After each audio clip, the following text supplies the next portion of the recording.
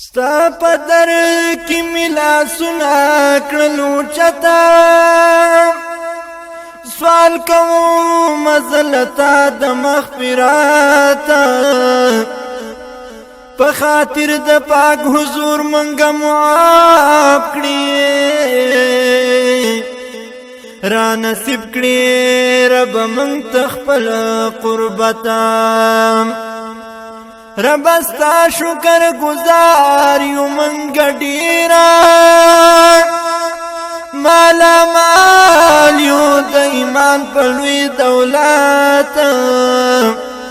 یا په صراط مستقیم منګ روان کړی بچ کړی منګ د شرک بدعت او ضلالت پنا مصطفی حضور چې شو قربانا منګ لرا